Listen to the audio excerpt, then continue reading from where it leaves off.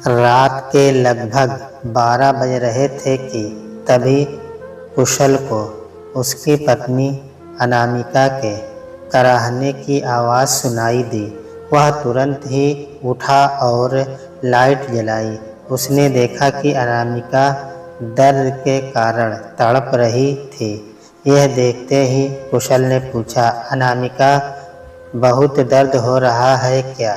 नहीं, बहुत तो नहीं, लेकिन जब भी होता है ज़ोर से ही होता है, फिर रुक जाता है, फिर। हाँ हाँ, डरो नहीं, मैं माँ को बुला कर लाता हूँ। कहते हुए वह अपनी माँ के कमरे में आ गया। दरवाजे पर दस्तक देते हुए उसने आवाज़ लगाई, माँ माँ, देखो ना, अनामिका को दर्द हो रहा है। यह सुनते ही कुशल की माँ सोनम उठ बैठी। उसने लपक कर दरवाज़ा खोला और कहने लगी, अभी तो समय है कुशल, अभी से दर्द, चलो जल्दी से हम अस्पताल चलते हैं, डॉक्टर को दिखाना ही बेहतर होगा। हाँ माँ, ठीक है, सोनम ने अपने पति को आवाज़ देते हुए कहा। अजी, सुनते हो, हम अस्पताल जा रहे हैं, आप अपना ख्याल रखना, ठीक है? मुझे खबर करते रहना, डॉक्टर ने क्या कहा और अनामिका कैसी है बताते रहना। हाँ हाँ, आप चिंता मत करो, पल पल की खबर तुम्हें मिलती रहेगी। ठीक है, जाओ, तुम अपना भी ख्याल रखना। कुशल और सोनम अनामिका को लेकर अस्पताल पहुंच गए। डॉक्टर ने अनामिका को देखने के बाद बड़े ही चिंतित अंदाज और दुखी स्वर में कहा, अभी तुरंत ही ऑपरेशन करना पड़ेगा। बच्चा उल्टा हो गया है, दर्द भी शुरू हो गए हैं और समय भी कम है। यह 8वें महीने का पहला ही हफ्ता तो है। अनामिका को हिम्मत रखना होगा, भगवान चाहेंगे तो सब ठीक हो जाएगा। सभी ने मिलकर डॉक्टर की बात को मान लिया और अनामिका को ऑपरेशन थिएटर में ले जाया गया। उसी समय डॉक्टर ने कहा, केस थोड़ा मुश्किल है, पर मैं अपनी तरफ से पूरी कोशिश करूंगी। कुशल जी, आप पैसों का इंतज़ाम कर लेना। डॉक्टर साहब, लगभग कितना खर्च? कुशल की बात पर ध्यान न देते हुए तब तक डॉक्टर जल्दी में ऑपरेशन थिएटर में चली गई। डॉक्टर ने कुछ नर्सों के साथ मिलकर ऑपरेशन को अंजाम दिया। अनामिका का ऑपरेशन सफलतापूर्वक हो गया और उसने एक बच्ची को जन्म दिया, लेकिन बच्ची बहुत ही कमज़ोर थी और पूर्ण रूप से विकसित भी नहीं थी। उसे 2 हफ्ते के लिए इंक्यूबेटर में रखा गया। सभी लोग ऊपर वाले से बच्ची के लिए प्रार्थना कर रहे थे। बच्ची के स्वस्थ होते ही अस्पताल के कर्मचारी ने कुशल के हाथों में बिल थमाते हुए कहा, इस बिल का पूरा भुगतान करने के बाद आप बच्ची को घर ले जा सकते हैं। इस बिल में लगभग 3 लाख के आसपास का हिसाब था। कुशल के हाथ बिल को पकड़कर कांप रहे थे। मध्यम वर्गीय परिवार के लिए 3 लाख बड़ी रकम होती है। सोनम ने कुशल के कांपते हाथ और चिंतित चेहरा देखकर सब कुछ पढ़ लिया। वह कुशल के पास आई और अपने कंगन उतारते हुए उन्होंने कहा, चिंता मत कर कुशल, मेरे कंगन को गिरवी रखकर पैसे ले आ। अरे माँ, ये क्या, मैं किसी से कर्ज ले लूँगा। कर्ज? नहीं कुशल, ऐसा सोचना भी मत, हमें तनाव नहीं चाहिए। ऐसे समय के लिए ही तो हम गहने जेवर रखते हैं ताकि दुख तकलीफ में काम आ जाए। ठीक है माँ, कहते हुए कुशल वह कंगन लेकर चला गया। अब डॉक्टर पैसों का इंतज़ाम कर रही थी और परिवार घर जाने का। सोनम ने बच्ची के हाथों में काले मोतियों की एक सुंदर सी डोरी को बांध दिया था ताकि उनकी गुड़िया को किसी की भी नज़र न लग सके। कुशल बड़े ही भारी मन से अपनी माँ के सोने के कंगन लेकर साहूकार के पास पहुँचा। साहूकार को कंगन दिखाते हुए उसने पूछा, क्या इन कंगनों को गिरवी रखकर आप मुझे 3 लाख रुपये दे सकते हैं? जब भी मेरे पास पैसे की व्यवस्था होगी मैं ये कंगन वापस ले जाऊंगा। वजनदार सोने के सुंदर कंगनों को देखकर साहूकार की आंखों में चमक आ गई। उसने कंगनों की शुद्धता और वजन देखने के बाद कहा, ठीक है, मैं तुम्हें 3 लाख रुपये दे रहा हूँ, पर इसका ब्याज तुम्हें देते रहना होगा।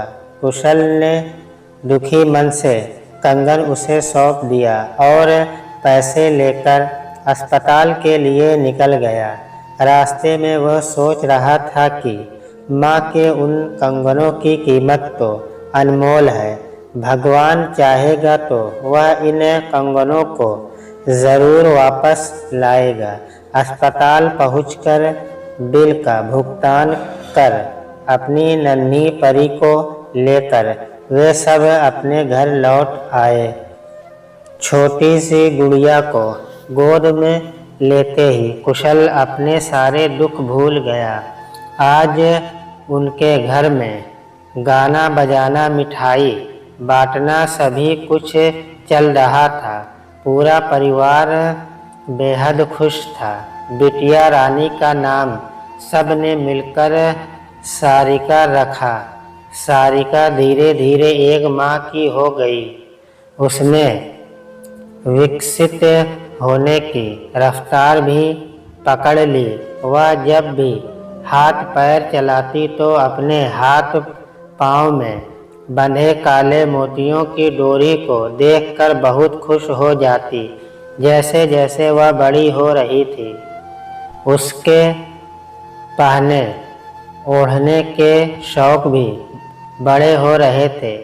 गले में माला, हाथ में कंगन और पाँव में पायल, बालों में रंग बिरंगे रबर बैंड इत्यादि। कुशल और अनामिका बहुत ही सोच समझकर अपने घर का बजट बनाते। जितनी आमदनी थी उसके अंदर ही खर्च होने चाहिए। अभी किसी से उधार मांगने की ज़रूरत नहीं आनी चाहिए। यह संस्कार कुशल को उसकी माँ से ही मिले थे। कुशल के माता पिता भी सब समझते थे। दरअसल कुशल के पिता हार्ट के मरीज थे, जिसके चलते उन्हें कई बीमारियों ने घेर रखा था। उनकी दवाओं का खर्च भी लगा ही रहता था। अब तो सारिका भी बड़ी हो रही थी। वह घर में हो रही बातें सुनती और उन्हें समझती भी थी। कई बार सोनम के कंगन जो अब तक छुड़ाए नहीं गए थे उनका भी जिक्र होता ही रहता था। और कभी कभी तो सोनम यहाँ तक कह देती थी कि अब भूल जाओ उन्हें, हमारी इतनी प्यारी बिटिया हमारे साथ है जो उन सोने के कंगनों से कहीं ज़्यादा कीमती है। उनकी बात सुनकर सारिका सोच में पड़ जाती कि दादी ऐसा क्यों कहती हैं। एक दिन सारिका ने अपनी मम्मी से आखिरकार पूछ ही लिया, मम्मा, दादी ऐसा क्यों कहती हैं कि अब भूल जाओ उन कंगनों को, हमारी इतनी प्यारी बिटिया हमारे साथ है। तब अनामिका ने सोचा कि अब सारिका को सब बता ही देना चाहिए। उसने कहा, सारिका, जब तुम पैदा हुई थी तब बहुत कमज़ोर थी, क्योंकि तुम वक्त से पहले इस दुनिया में आ गई थी। तुम बच भी पाओगी यह नहीं कुछ समझ नहीं आ रहा था। तब अचानक 3-4 लाख रुपये अस्पताल में खर्च हो गए। जब बिल आया तो बिल की रकम देखकर तुम्हारे पापा के हाथ कांपने लगे, क्योंकि हमारे पास इतने सारे पैसे एकदम से इकट्ठे नहीं थे। बिना पैसे दिए हम घर वापस नहीं आ सकते थे। डॉक्टर ने पहले ही कह दिया था कि बिल की रकम चुकाने के बाद ही आप लोग घर जा सकेंगे। तब तुम्हारी दादी ने उनके हाथों में जो कीमती सोने के कंगन पड़े थे उन्हें गिरवी रखने के लिए तुम्हारे पापा को दे दिए। वह कंगन तुम्हारी दादी को पापा की दादी ने दिए थे, लेकिन तुम्हारी दादी ने वह कंगन लेकर अस्पताल की फीस भरवाई थी। तब जाकर डॉक्टर ने हमें घर जाने दिया। तो मम्मा, हम वह कंगन वापस क्यों नहीं लाते? बेटा, इतने सारे खर्चे हैं, दादाजी की दवाइयाँ भी है, अकेले पापा कैसे पूरा करें? जितनी बनती है उससे ज़्यादा ही मेहनत करते हैं। मम्मा, यदि दादी के कंगन नहीं होते तो मेरी जान भी नहीं बच पाती है ना? तब तक सोनम भी वहाँ आ गई और उसे समझाते हुए कहा, बिटिया रानी, गहने तो होते ही हैं इसीलिए कि मुसीबत में, बुरे वक्त में परिवार के काम आ सके। धीरे धीरे वक्त गुजरता रहा, लेकिन कंगन वापस लाने का इंतज़ाम न हो पाया। आर्थिक परिस्थिति के कारण उस कंगन के जोड़े को उनके परिवार ने सच में भुला दिया और उन्हें साहूकार को बेच दिया। अब तक ब्याज इतना हो चुका था कि कुछ पैसे भी इन लोगों के हाथ नहीं लगे। कुशल ने कहा, माँ, मुझे माफ़ कर देना, मैं आपके कंगन ना छुड़ा पाया। कुशल, ये क्या कह रहा है तू? आगे से ऐसे शब्द कभी मुँह से नहीं निकालना। हम सब साथ साथ हैं, इतने प्यार से रहते हैं, वही तो हमारी असली पूंजी है। दौलत का क्या है, वह तो आती जाती रहती है। मैं तो खुश हूँ कि वह कंगन हमारे परिवार के काम आ गए और उन्हीं कंगनों के कारण हम सुकून से रह सके, वरना यदि कर्ज ले लिया होता तो रातों की नींद उड़ जाती। इसी बीच कुशल के पिता की तबीयत कुछ ज़्यादा ही खराब रहने लगी। सबने उनकी बहुत सेवा की, लेकिन फिर भी जाने वाले को भला कौन रोक सकता है। लगभग 1 माह के बाद उनका स्वर्गवास हो गया। उनकी मृत्यु के कारण घर में शोक का माहौल था। उनके अंतिम संस्कार के बाद सारे विधि विधान सब कुछ एकदम साधारण तरह से निपटा दिया गया। कुशल और सोनम ने यह निश्चय कर लिया था कि बहुत लंबा चौड़ा कार्यक्रम नहीं होगा, केवल 5 पंडितों को भोजन करा देंगे। रिश्तेदारों ने इस बात पर नाक मुँह भी चढ़ाया, लेकिन कुशल का फैसला अंतिम फैसला था। पूजा पाठ विधि विधान से कर दिया गया, लेकिन सामूहिक भोजन नकार दिया गया। ये ठीक भी था। कर्ज लेकर किसी को खिलाने से अच्छा था कि जितनी चादर है उतने ही पैर पसारे जाए। वक्त के परिवार होने के साथ साथ रजत और उसके माता पिता बहुत ही सरल स्वभाव के लग रहे थे। रजत ने भी सारिका को पसंद कर लिया और इस तरह से बात पक्की हो गई। सारिका का रिश्ता पक्का होने से इस समय घर में खुशी का माहौल था। सब बेहद खुश थे। सोनम ने अपनी बहू अनामिका से कहा, अनामिका, अब हमें वह गहने जो हमने सारिका के लिए बनवाए हैं बैंक के लॉकर से निकाल कर सारिका को दिखा देना चाहिए। हाँ माँ, वह तो इन गहनों के बारे में जानती ही नहीं है। उसके लिए तो ये बहुत बड़ा सरप्राइज होगा। हाँ, वो बहुत खुश हो जाएगी। सारिका अपनी शादी को लेकर बहुत खुश थी। अनामिका ने गहने लाकर सारिका को दिखाते हुए उसकी खुशी को दुगना कर दिए। गहने देखते से ही सारिका चौंक गई। अचरज भरी आंखों से उसने पूछा, मम्मी, ये क्या, इतने सारे गहने? हाँ बेटा, हमने ये सब गहने तुम्हारे लिए धीरे धीरे पैसे जोड़ जोड़ कर बनवाए हैं। तुम छोटी थी तभी से ये काम शुरू कर दिया था। थोड़ा थोड़ा करके इतना हो गया है। वह कहते हैं ना कि बूंद बूंद से घड़ भरे। सारिका उन गहनों को बड़े ही ध्यान से देख रही थी। इस समय उसकी आँखों से सुख और दुख, खुशी और गम के आंसुओं का संगम हो रहा था। उसकी आँखों से आंसू बहते ही जा रहे थे। अनामिका ने कहा, क्या हुआ सारिका, तुम्हारी आँखों में आंसू? यूँ तो सारिका नकली गहनों से खुश थी, परंतु असली गहनों की चाह किसे नहीं होती। सारिका के भी रग रग में यह चाह बसी थी, लेकिन आज असली गहने देखकर उसे इतनी खुशी नहीं हो रही थी। उसे उन गहनों के बीच उसके पापा के शरीर से बहता पसीना दिखाई दे रहा था।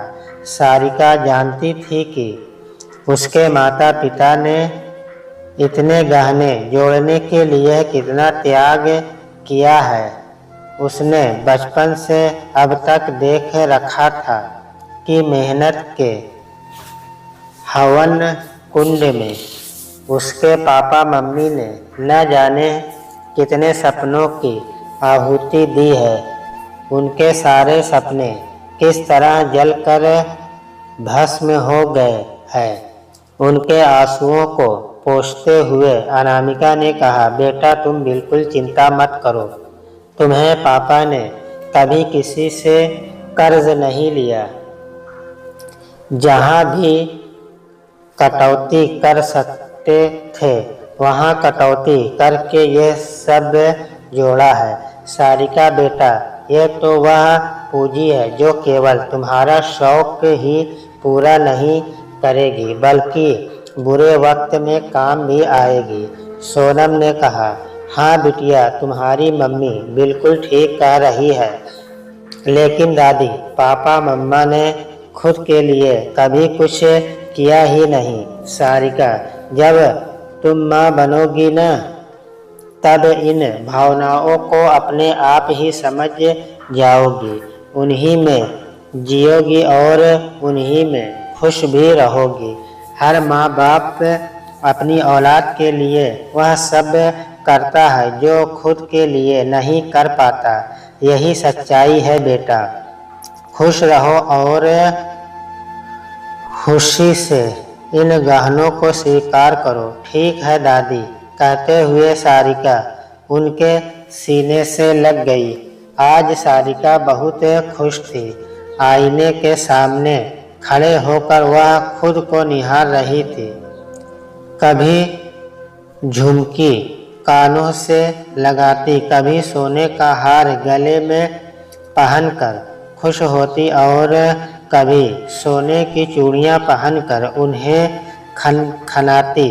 अपनी बेटी को इस तरह से खुश होता देखकर अनामिका उस सुख का अनुभव कर रही थी जो वह खुद के लिए कभी न कर पाई थी। रात को कुशल को यह सब बताते हुए अनामिका ने कहा, कुशल अपनी बेटी के लिए इतने गहने बनवा कर उसे देने में स्वगिरते खुश का एहसास हो रहा है। बचपन से उसे गहनों का कितना शौक था। हाँ अनामिका, तुम बिल्कुल सच कह रही हो, लेकिन इस बात का दुख मुझे हमेशा रहेगा कि मैं तुम्हें कुछ भी बनाकर ना दे सका। कुशल, तुम ऐसा मत सोचो। हम दोनों ने मिलकर सारिका के लिए जो गहने बनवाए हैं उनके कारण अब हम अपनी बेटी को शान से विदा कर सकेंगे।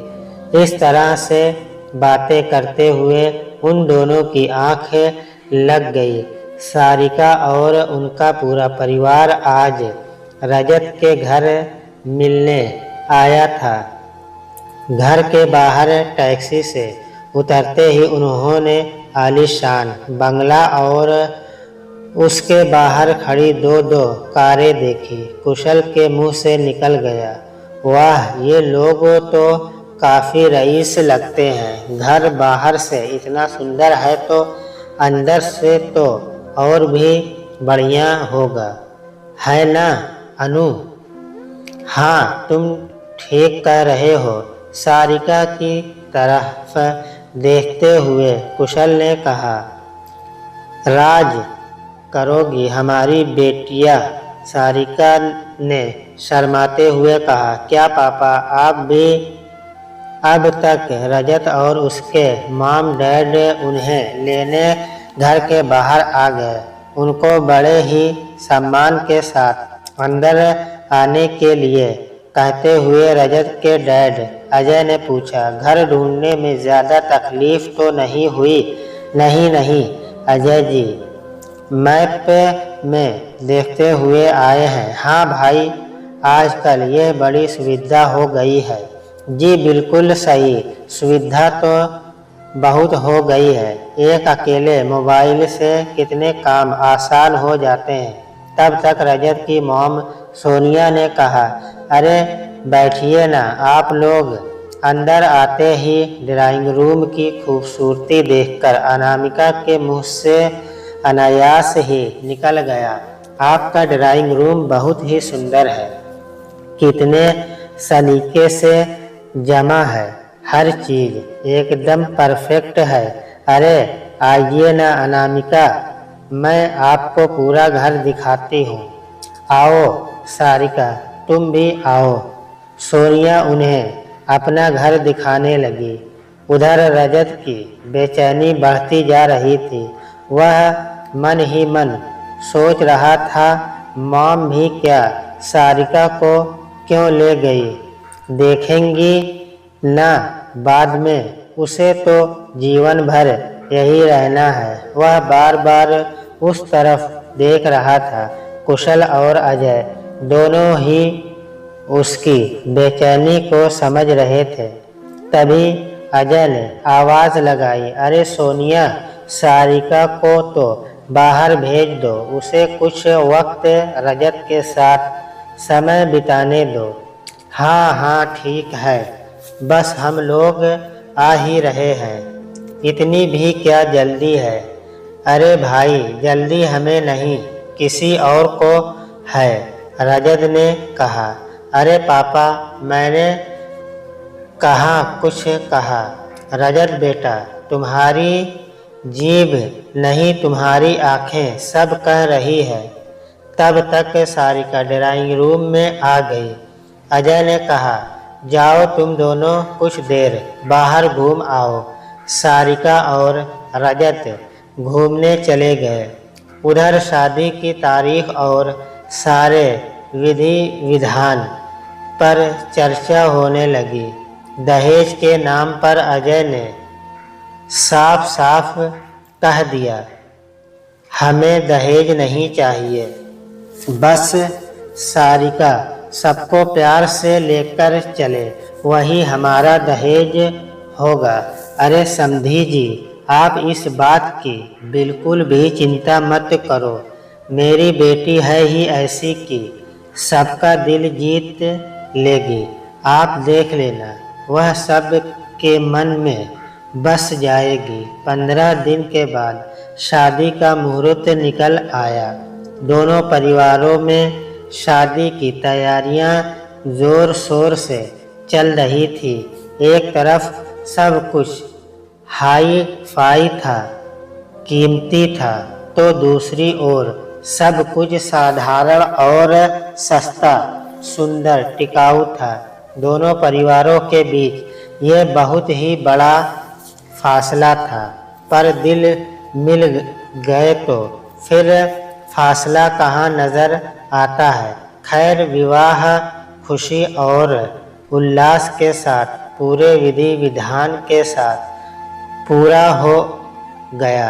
आज सारिका अपने एक परिवार से विदा होकर दूसरे परिवार में जा रही थी। उसकी दादी और मम्मी की आंखें आंसुओं को बहाए जा रही थी। जाते समय सोनम ने उससे कहा, बिटिया रानी, जैसे यह घर जितना तुम्हारा अपना है, वैसे ही अब वह घर भी उतना ही तुम्हारा अपना है। उस घर की मर्यादा की हमेशा लाज रखना। अपनी खुशियों के साथ उनकी खुशियों का भी ध्यान रखना। जैसे एक अच्छी बेटी हो, वैसे ही एक अच्छी बहू बनकर दिखाना और अपने माँ बाप का सर हमेशा ऊंचा रखना। ठीक है दादी, मैं ख्याल रखूंगी, आपकी हर बात का मान रखूंगी। विवाहोपरांत सारिका अपनी ससुराल पहुंच गई। बहुत ही धूमधाम से उसका गृह प्रवेश किया गया। अपना इतना भव्य स्वागत देखकर सारिका फूली नहीं समा रही थी। सोनिया उस पर अपना प्यार इस तरह लुटा रही थी मानो बरसों बाद उनकी बेटी घर आई हो। पूरा दिन रस्में निभाने में कैसे निकल गया, किसी को पता ही नहीं चला। धीरे धीरे चांद आसमान में नजर आने लगा। रजत के सूने कमरे में आज हर तरफ फूल अपनी सुंदरता बिखेर रहे थे। सुहाग की सजी हुई सेज उन दोनों का इंतजार कर रही थी। रजत और सारिका के मिलन की यह पहली रात थी। वह अपनी नई नवेली दुल्हन के लिए सोने के कीमती कंगन लेकर आया था। उसने सारिका के पास बैठकर उसके हाथ को अपने हाथों में लेते हुए कहा, सारिका देखो, यह कंगन तुम्हें पसंद है?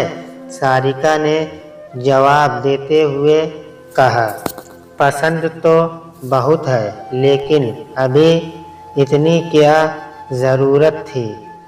वैसे ही शादी में बहुत पैसा खर्च हो गया होगा।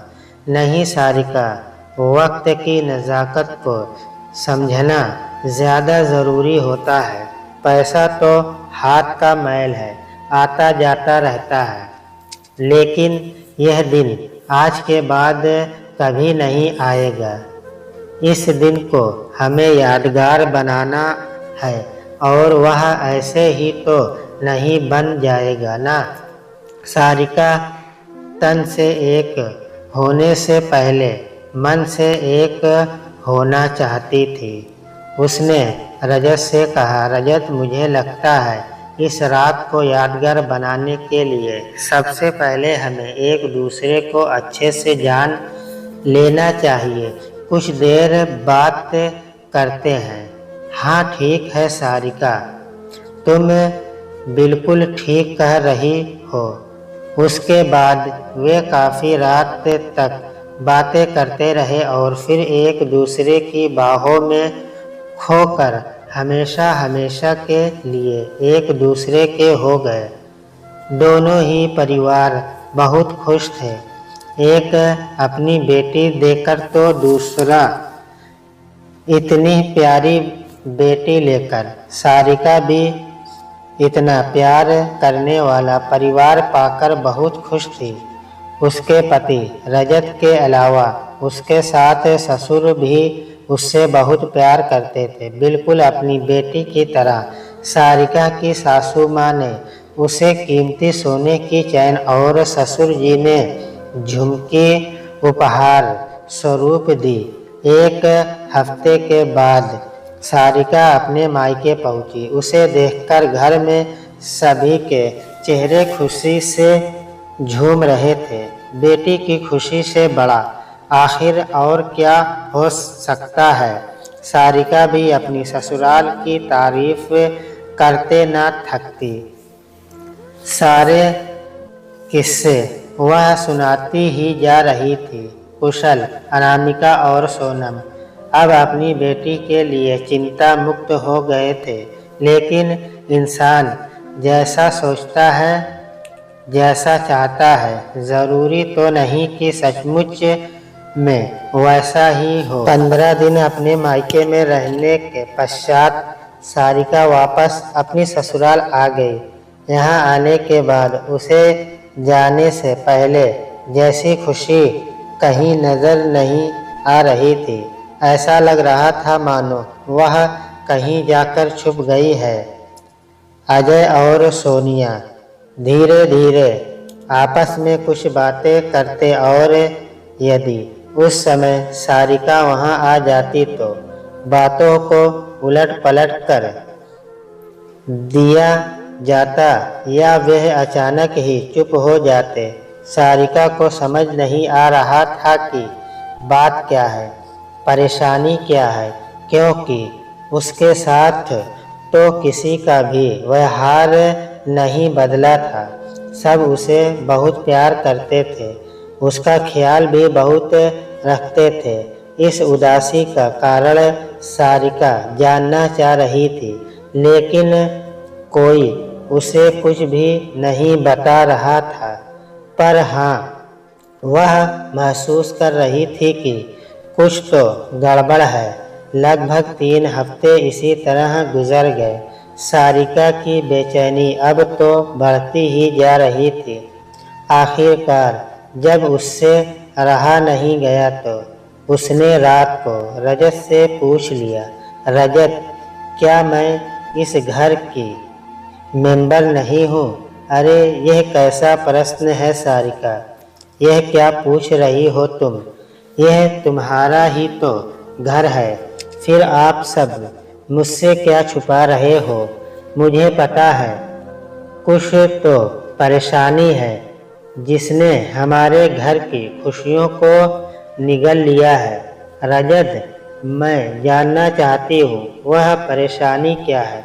अरे कुछ भी तो नहीं है सारिका, तुम गलत समझ रही हो, कहते हो। रजत ने बात को टाल दिया और कहा, चलो सो जाते हैं, सुबह जल्दी उठना है। करवटें बदलते हुए कुछ समय बीता और फिर वे दोनों ही नींद की आगोश में चले गए। एक दिन सारिका रजत के साथ घूमने जा रही थी। वे दोनों तैयार होकर जैसे ही नीचे आए, सारिका के कदम कार पार्किंग की तरफ मुड़ गए। परंतु ये क्या, पार्किंग से कार नदारद थी। उसने चौंकते हुए रजत को आवाज़ लगाई, रजत देखो, अपनी कार यहाँ नहीं है। रजत ने कहा, अरे हाँ, कार सर्विसिंग के लिए गई है, मैं तुम्हें बताना भूल गया। रजत की आवाज़ में विश्वास कम और डर ज़्यादा झलक रहा था। उसने कहा, चलो हम स्कूटर से चलते हैं। हाँ ठीक है, चलो। वैसे कार कब तक वापस आएगी? पता नहीं सारिका, 3-4 दिन लगेंगे। क्यों इतना समय? अरे एक पार्ट खराब हो गया है, वह मिल नहीं रहा है। ठीक है, कहते हुए सारिका स्कूटर पर बैठ गई। जाते वक्त भी सारिका ने रजत से पूछा, रजत सच बताओ क्या परेशानी है, शायद हम मिलकर कुछ रास्ता निकाल लें। कुछ भी तो नहीं सारिका, तुम बेवजह ही चिंता कर रही हो। दिन बीतते जा रहे थे, घर में मायूसी बढ़ती ही जा रही थी। घर में अब भी कानाफूसी जारी थी। चेहरे की उदासी छुपाने पर भी उन सबके चेहरों पर झलक ही जाती थी। आज सोनिया सज धज कर गहने पहनकर अपनी किटी पार्टी में जा रही थी। उन्हें इतना तैयार होता देख सारिका ने कहा, मॉम आप बहुत सुंदर लग रही हो। कहाँ जाना है मॉम? बेटा किटी पार्टी है, आने में लेट होगा। आज मेरा डिनर नहीं है मॉम। क्या वहाँ सभी इतना तैयार होकर आएंगे? मेरा मतलब इतनी सारी ज्वेलरी पहनकर। हाँ बेटा बिल्कुल, सब एक दूसरे से ज़्यादा बढ़ चढ़कर दिखाना चाहते हैं। रुतबे की बात है ना, हमारे पास इतने सारे गहने हैं, इतनी महंगी साड़ी है, ड्रेसेस है, इसलिए अपने को भी मेंटेन रखना ही पड़ता है ना? सही बात। अपनी माम के इस सवाल का जवाब सारिका देना चाहती थी पर मौका नहीं था।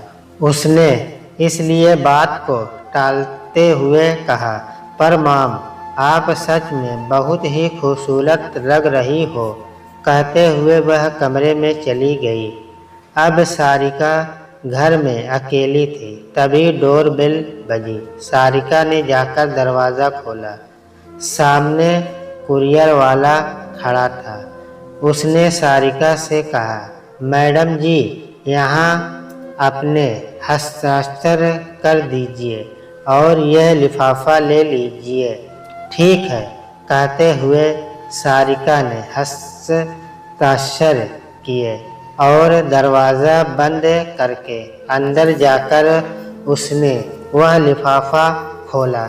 जैसे ही उसने लिफाफे के अंदर के कागज़ को पढ़ा तो उसके पाँव के नीचे से ज़मीन खिसक गई, क्योंकि जिस ज़मीन पर इस समय वह खड़ी थी वह इस समय उनकी थी ही नहीं। वह ज़मीन तो इस समय किसी और के कब्ज़े में थी, गिरवी रखी हुई थी। उसी के लिए यह नोटिस आया था। इतने दिनों से घर में हो रही कानाफूसी और चेहरे की उदासी का राज इस लिफाफे में बंद होकर आया था, जो सारिका ने खोल लिया था। आज उसे समझ आ गया था कि उसका यह परिवार मुश्किल में है। संकट के बादल सामने मंडरा रहे हैं, सबको डरा रहे हैं, इसीलिए हर वक्त उदासी छाई है। इस समय वह अपने हाथों में सजे उन कीमती कंगनों को निहार रही थी जो बड़े ही प्यार से रजत ने उसे सुहाग रात के मिलन पर दिए थे। यह कंगन, सोने की चैन, झुमकी, इतने सुंदर गहने, सजा धजा बंगला, घर के सामने खड़ी कार, इन सब की रूह में छुपी दर्द की पूरी कहानी आज सारिका को समझ में आ रही थी।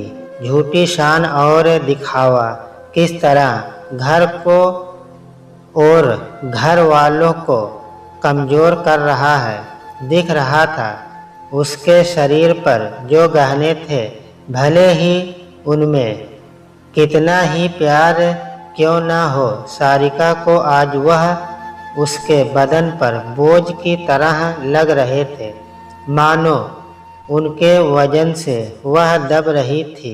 उसे ऐसा लग रहा था उन गहनों के रूप में उसने कर्ज की चादर ओढ़ रखी है। वह सोच रही थी कि यहाँ तो सबके सब एक जैसे हैं। काश मेरी दादी जैसा समझाने वाला कोई यहाँ भी होता, समझाता कि चादर से बाहर पैर मत निकालो तो शायद खैर। यहाँ उसे ही दादी के जैसे बनकर सब कुछ संभालना होगा, मगर प्यार से। आज सारिका को अपने परिवार की डूबती हुई कश्ती के ऊपर सजी धजी गहनों का वजन उठाकर बैठी हुई अपनी सास सोनिया दिखाई दे रही थी। उसे आश्चर्य हो रहा था कि इन हालातों में भी मॉम तो आज भी इतने गहने पहन कर गई है। क्या उन्हें उनका वजन नहीं लग रहा होगा? रजत के हाथ में 3 लाख की घड़ी, क्या उसे सस्ती घड़ी में समय नहीं दिखेगा? क्या डैड की घड़ी भी इतनी महंगी है, इसीलिए सही समय दिखाती है? आज उसे अपनी दादी के कंगन, जो उसने कभी नहीं देखे थे, केवल चर्चा में ही सुने थे, वह याद आ रहे थे कि जैसे उन कंगनों के ने उनके परिवार की मदद की थी, किसी और से कर्ज लेने नहीं दिया था। वह खुद बिक गए पर परिवार को और उसे बचा लिया। तो हमारे गहने और महंगे उपहार क्या हमें इस संकट से नहीं बचा सकते? क्या हमारे घर की इज्जत को नहीं बचा सकते? वह पूरा दिन मन में भारीपन बेचैनी लिए सोचती रही। कैसे कहूँ रजत से? क्या वह मेरी बात मानेगा? क्या मॉम डैड तैयार होंगे? इन्हीं प्रश्नों के इर्द गिर्द उसका मन और दिमाग दोनों घूम रहे थे और शाम का इंतजार भी हो रहा था। खैर, जैसे तैसे लंबा समय कट ही गया। चांद निकल आया और रजत भी घर आ गया। रजत को चाय नाश्ता देकर सारिका ने वह लिफाफा उसके हाथों में थमाते हुए कहा, रजत, कोरियर आया था, मैंने खोलकर पढ़ लिया। रजत ने हाथ में कागज निकाल कर देखा तो हड़बड़ा गया और फिर सारिका की तरफ देखने लगा। कुछ भी कहने की हिम्मत उसमें नहीं थी। सारिका ने प्यार से उसके गले में अपना हाथ डालते हुए पूछा, रजत, यही समस्या है ना जो आप सब मुझसे छुपा रहे थे? Sarika, I am sorry. 1 वर्ष पहले की बात है। डैड को उनके बिजनेस में बहुत ज़्यादा घाटा हो गया। मशीनों से निकला माल क्वालिटी में उतना परफेक्ट नहीं था जितना हमेशा होता था। व्यापारियों ने उसे लेने से इनकार कर दिया। डैड ने उसे बनाने के लिए कच्चे माल को खरीदने में बहुत पैसे लगा दिए थे। बिजनेस तो गिव एंड टेक पर चलता है। पापा को कच्चे माल के पैसे तो लौटाने ही पड़े। उस समय हाथ में इतना कैश नहीं था, इसलिए मकान गिरवी रखना पड़ा। हमने सोचा था इसे जल्दी छुड़ा लेंगे, लेकिन हालात अब तक भी सुधर नहीं पाए हैं। शायद यह अब आसान नहीं है। रजत, उसके बदले यह सब ज्वेलरी वगैरह बेच दी होती तो इतना तनाव तो नहीं होता। कम से कम अपनी छत तो होती, हम सब खुश रहते। लेकिन सारिका, समाज में एक रेपुटेशन है, उसे भी तो संभालना पड़ता है ना। मकान गिरवी रखा तो किसी को पता नहीं चलेगा, पर बिना ज्वेलरी, बिना कार के कैसे? सच में बहुत बड़ी गलती हो गई हमें तुम्हें यह सब विवाह से पहले ही। सारिका ने उसके होठों पर उंगली रखकर उसे आगे कुछ कहने ही नहीं दिया और कहा, रजत, ये हमारे परिवार की समस्या है, हम मिलकर उससे निपटेंगे। तुम अब अकेले नहीं हो, मैं भी हूँ तुम्हारे साथ। रजत, मेरे घर की एक सच्ची कहानी है। सुनोगे? हाँ सारिका, ज़रूर। तब सारिका ने दादी के सोने के कंगन की पूरी सच्ची घटना रजत को सुना दी और उसने कहा, रजत, कंगन भले ही चले गए लेकिन हमारे परिवार को सुकून और शांति वाला जीवन दे गए। परिवार में सब खुश थे, रात को चैन से सोते थे, घर में किसी तरह का तनाव नहीं था। सारिका के मुंह से सोने के कंगन की बात सुनकर रजत अस्तव्यस्त था। उन शब्दों ने रजत को सोचने पर मजबूर कर दिया। उसने सारिका से पूछा, सारिका, तुम कहना क्या चाहती हो? रजत, जैसा मेरे साथ उस परिवार में हुआ था बिल्कुल ऐसा ही हमारे इस परिवार में भी हो सकता है। रजत को समझ नहीं आ रहा था कि यह कैसे संभव है। उसने कहा, सारिका, वह कैसे? सारिका ने उसे समझाते हुए कहा, रजत, जिसकी खोज हमारा परिवार कर रहा है उसे पाने के साधनों को तो हम सबने अपने तन पर दुशाले की तरह और रखा है। क्या कभी इस दुशाले का वजन महसूस नहीं होता? सारिका, तुम कहना क्या चाहती हो? कौन सा दुशाला? यार रजत, बुरा मत मानना। क्या ज़रूरत है झूठे दिखावे की, झूठी शान की? क्या ज़रूरत है दो दो कारों की? जब से मैंने यह जाना है मेरे शरीर पर पहने हुए ये गहने मुझे भारी लगने लगे थे। मेरे तन पर मानो वह कांटे चुभा रहे थे। देखो, मैंने उन्हें उतार दिया है। सारिका, ऐसा क्यों कह रही हो?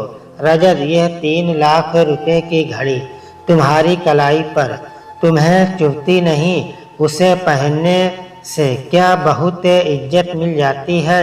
मॉम भी कितना दिखावा करती हैं किटी पार्टी में जाते समय। आज मैंने देखा उन्होंने स्वयं को गहनों की दुकान बना लिया था। रजत, यदि हम इन सभी कीमती उपहारों को, वस्तुओं को एक के चित्र करके देखें और इन्हें इनकी अच्छी कीमत के साथ बेच दें, तब तो हमारा घर छूट जाएगा ना। यह सब तो हम फिर से खरीद सकते हैं, लेकिन अपना आशियाना, अपनी छत को तो हम अपने से दूर नहीं जाने दे सकते ना। इतना सब एक के चित्र करके हम हमारा घर तो वापस ले सकते हैं। रजत ने टोकते हुए कहा, पर सारिका, दूसरों के सामने अपनी इज्जत क्या हो जाएगा? इज्जत को यदि 3 लाख के बदले 3000 की घड़ी पहनोगे, ये तो सोचो। यदि घर छुड़वा ही नहीं पाए तो कहाँ जाएगी हमारी इज्जत? गहने पहनकर सड़क पर आ जाएंगे। रजत, जो सच है वह सच है। झूठी शान में जीने से अच्छा है कम ही सही हम सच्चाई के साथ हकीकत में हालातों का सामना करके स्वाभिमान से जिए। सिर्फ एक बार इस झंझट से बाहर निकलकर तो देखो, कितना हल्का महसूस होगा। घर में सबके उदास चेहरे पर फिर से ताजगी आ जाएगी। शायद तुम ठीक कह रही हो सारिका, कहते हुए रजत ने अपने आंसुओं को रुमाल से पोंछा। सारिका ने कहा, हम फिर से एक नई शुरुआत करेंगे। रजत, फिर इस तरह आंसुओं को तुम्हारे पास आने की ज़रूरत ही नहीं पड़ेगी। मेहनत के हाथ बहुत लंबे होते हैं। मैंने कभी नौकरी नहीं की, पर अब करूँगी। यह सब तो तुम ठीक कह रही हो, पर पता नहीं मॉम डैड मानेंगे या नहीं। कहीं वह नाराज न हो जाए। उनसे बात कौन करेगा? रजत, मैं घर में सबसे छोटी हूँ। मुझे लगता है मेरा बोलना शायद सही नहीं लगेगा। तुम ही बात करो। सुख हमारे द्वार पर खड़ा होकर दस्तक दे रहा है रजत। उसका हमारे घर में गृह प्रवेश करवा दो। वह अपने साथ सुकून और शांति लेकर आएगा। अब तक रजत के मॉम डैड घर आ चुके थे और यह सारिका और रजत को नहीं पता था। जब सारिका रजत को समझा रही थी तब उसने कहा, तुम सही कह रही हो सारिका, अब तो इस मुसीबत का अंत आ जाना चाहिए। बस मॉम डैड मान जाए। तभी रजत की मॉम की आवाज़ आई, मानेंगे क्यों नहीं? जिस घर में इतनी सुशील गृहलक्ष्मी का गृह प्रवेश हुआ हो उसकी बात मानेंगे क्यों नहीं? इस तरह कहते हुए वह अंदर आ गई। दरवाज़ा तो केवल उखड़ा हुआ ही था। उनके साथ रजत के डैड भी थे। दरअसल उन दोनों को रजत के कमरे से बातें करने की दबी दबी आवाज़ आ गई थी। तब वह यह सोचकर घबरा गए कि शायद सारिका को सच पता चल गया है। उन्हें लगा अब तो रजत के साथ उसका झगड़ा होगा, इसीलिए उन्होंने अंदर आने के लिए कदम बढ़ाए। लेकिन समझदारी और प्यार से भरी सारिका की बातें सुनकर उन दोनों के कदम कमरे के बाहर ही रुक गए। उन्होंने सब कुछ सुन लिया और अपने आंसुओं को पोंछते हुए कमरे में आ गए। सोनिया की बातें सुनकर सारिका अपनी मॉम के सीने से लग गई। तब मॉम ने कहा, सारिका, तुम्हारे माता पिता ने बहुत मेहनत से ये गहने तुम्हारे लिए बनाए हैं। क्या तुम्हें इन्हें मॉम, या गहने हमारे सुख दुख के साथी ही तो हैं। सुख में शरीर पर सजकर हमारी सुंदरता बढ़ा देते हैं, उसमें चांद चांद लगा देते हैं और मुसीबत की घड़ी में हमारी इज्जत भी बचा लेते हैं। यह संस्कार मेरी दादी ने हमारे परिवार को दिए हैं। रजत के मॉम डैड ने सारिका के सामने दोनों हाथ जोड़ लिए। तब सारिका ने उनके हाथों को अपने सर पर रखकर नीचे झुकते हुए कहा, मॉम डैड, ये हाथ केवल आशीर्वाद देने के लिए है। मैं आपकी बेटी ही तो हूँ। दूसरे दिन सारे गहनों और महंगी गाड़ियों को बेचकर रजत के परिवार ने अपना घर छुड़वा लिया। आज सच में उनके चेहरे पर झूठी बनावटी मुस्कान नहीं, सच्ची खुशी थी। यह जीवन का कटु सत्य उन्होंने बहुत देर से सीखा कि झूठी शान और दिखावा धीरे धीरे हमसे हमारा सुकून छीन लेता है। जितनी चादर हो उतने ही पैर पसारने चाहिए। यही जीवन में सुख रहने का मूल मंत्र है। रात को खाना खाते समय अजय ने कहा, थैंक यू सारिका बेटा, आज तुम्हारी वजह से मैं तनाव मुक्त होकर खाना खा रहा हूँ। कितना हल्का महसूस हो रहा है। कोई कर्ज नहीं है तो कोई मानसिक तनाव भी नहीं है। सोनिया ने कहा, बिल्कुल सच, आज मुझे भी बिल्कुल हल्का महसूस हो रहा है, वरना तुम्हें चिंतित देखकर ऐसा लगता था कि कहीं तुम्हें कुछ हो न जाए। थैंक यू बेटा सारिका। डैड मॉम, आप सच में खुश हैं ना? हाँ बेटा, बहुत खुश हैं, लेकिन तुम्हारी ज्वेलरी भी। अरे मॉम, भगवान चाहेगा तो वह तो फिर से बन जाएगी। मैं तो बहुत खुश हूँ। मॉम, जो खुशियाँ मुंह मोड़कर हमसे दूर जा रही थी, हम सब ने मिलकर उन्हें वापस बुला लिया है। रजत ने मुस्कुराते हुए कहा, हाँ हाँ, इसीलिए तो आज वह सबके चेहरों पर दिखाई दे रही है।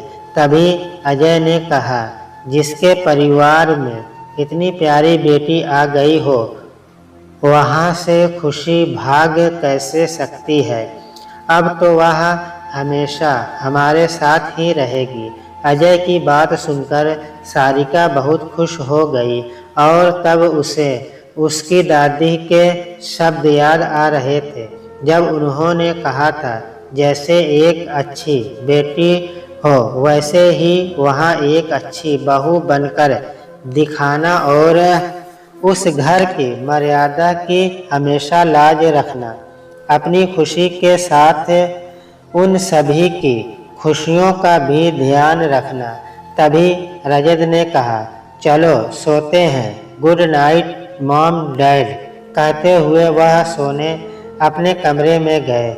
जाते समय रजत ने प्यार भरी नज़रों से सारिका की तरफ देखते हुए कहा, आई लव यू सारिका। तुम्हारा नाम तो खुशी होना चाहिए था। सचमुच तुमने तो कमाल कर दिया। सारिका ने भी मुस्कुराते हुए कहा, आई लव यू रजत। यह कमाल मैंने नहीं, दादी की सोच और उनके सोने के कंगन ने किया है, जिसने परिवार को तनाव मुक्त रखा।